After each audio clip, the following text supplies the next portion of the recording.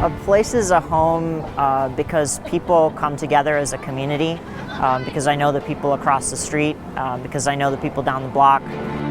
Home is it's a way of life also. It's a love that you feel where you are, you know.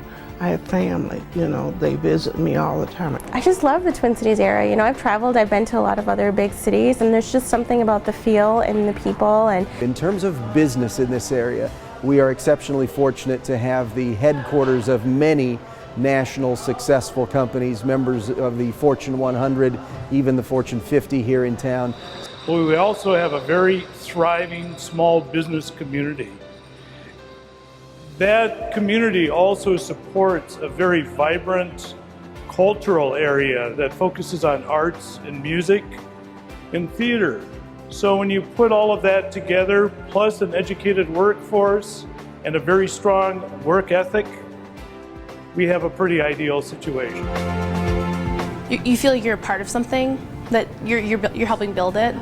You know, obviously the work that the council does around transit is, you know, really integral to creating a future where we're not as dependent on oil and, you know, have a much more multifaceted way of helping people access the city.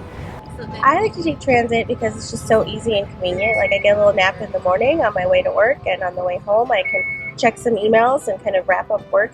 Transit options for the people we serve are critical.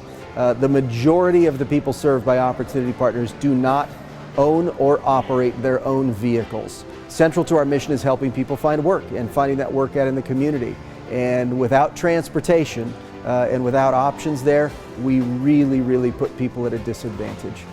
I think that we have a really vibrant economy, but the issue that we've had is that we've had some gaps there in transportation. I think if we had a world-class transportation system, we could just make that community, the business community, and neighborhoods even better.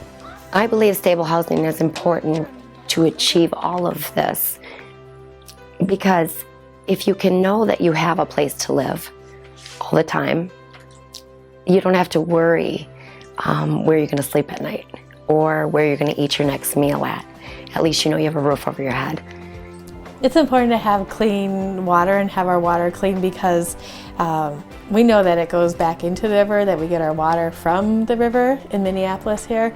And so we are always thinking about what's good for our health because we drink water, but also what's good for our environment too, because this is where our kids play and swim. My hopes and dreams for my family, my kids especially, is that they will never have to worry. I'd like them to have fair housing. I'd like them to have a decent living. We'd like to think that they're going to be living in a region that's, well, with cleaner air and cleaner water, with more options for them to travel around, to ride their bikes, to take the bus or take the train, and more places to visit and learn about more people and cultures that aren't like them without really having to go that far, just outside their doorsteps. My vision for Minneapolis-St. Paul metro area is a place where there's a really thriving local economy. There's people from many different backgrounds who are coming together to create a really stable foundation going forward. My vision for 30 years from now is that it still retains a lot of what it has, you know, a lot of the green spaces and the parks, but it's better. You know, we have more transit, more light rails coming down south and going east and going west, and that there are more parks and more bike trails and more walkways. I just don't think that there's any other better place. Like, no matter what, I think that my heart would always come home to Minnesota and to the Twin Cities.